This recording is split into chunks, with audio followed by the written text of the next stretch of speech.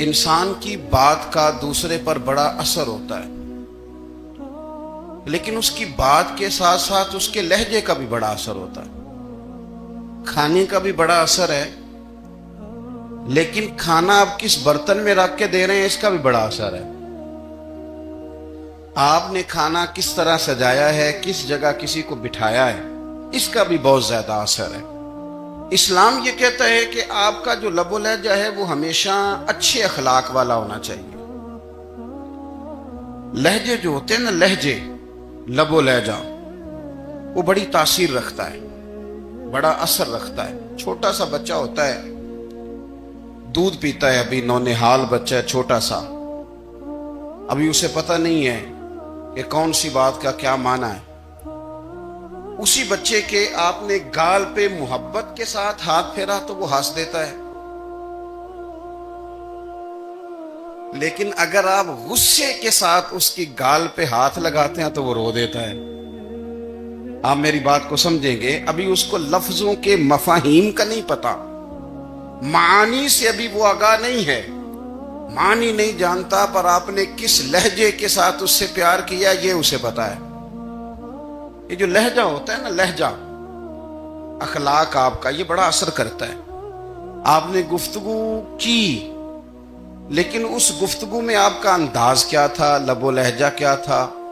کچھ لوگ کہتے ہیں میں نے کوئی غلط بات کی ہے، بالکل ٹھیک بات کی ہے۔ بھئی آپ کی بات ٹھیک تھی، پر آپ کا انداز ٹھیک نہیں تھا۔ جہاں بات ٹھیک ہونا ضروری ہے نا، وہاں انداز ٹھیک ہونا بھی بڑا ہی ضروری ہے۔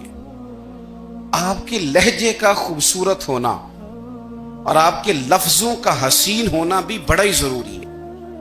اگر آپ تھوڑا سا معاشرے میں غور کریں تو کچھ لوگ ایسے ہیں جو طبعاً ہی بیچارے دنیا میں آئے ہی شکوہ کرنے کے لیے، ان کے لہجے سے نہ ترش روئی برستی ہے، تلخی ہے۔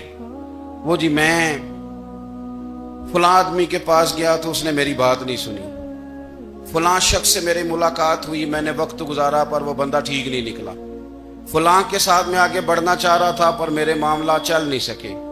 تو بھئی آپ دوسروں کو ناپتے اور تولتے رہے، آپ کو یہ دیکھ لینا چاہیے تھا کہ آپ کا انداز فکر ہی کہیں غلط نہ ہو۔ لہجے، اخلاق، یہ آپ کے لفظوں سے بھی زیادہ اثر بعض اوقات رکھتے ہیں۔ کسی نے کہا تھا کہ میرے لہجے میں غرور آیا تھا، اس کو حق تھا کہ شکایت کرتا تھا، میرے لہجے میں کچھ ایسا کہ جس پہ وہ بیچارہ پریشان ہو گیا، اب اس کا حق بنتا تھا وہ اس پہ شکایت کرتا۔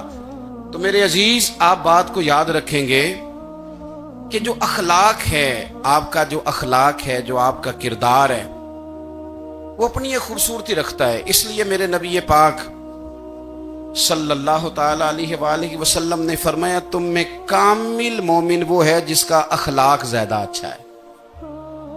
جو کہانیاں زیادہ سناتا ہے وہ نہیں، جو اپنی خدمات زیادہ بتاتا ہے وہ نہیں، جو باقی سب کی نفی کر کے کہتا ہے کہ دنیا میں کوئی بندہ ٹھیک نہیں، صرف میں ٹھیک ہوں، وہ والا بندہ نہیں، بلکہ فرمایا جس بندے کا اخلاق زیادہ اچھا ہے۔ اخلاق دیکھیں، یہ جو آپ کا لہجہ ہوتا ہے نا، یہ بہت زیادہ اثرات مرتب کرتا ہے آپ کے گھر پہ بھی، باہر بھی۔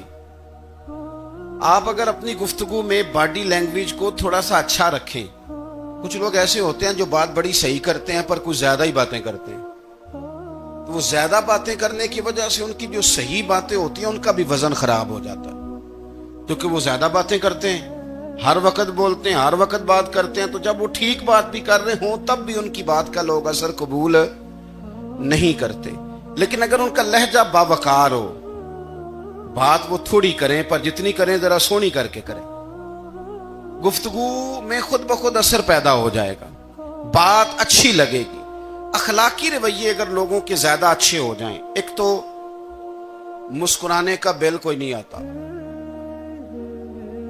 اس کے پیسے کوئی نہیں لگتے، اور یہ بھی شکر ہے ابھی تک اس پر ٹیکس بھی کوئی نہیں، یہ بھی مقام تشکر ہے۔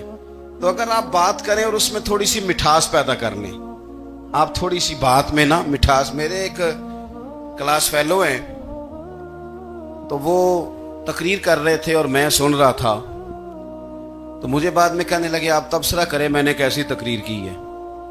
یہ ہوتا ہے نا جی، بعض اوقات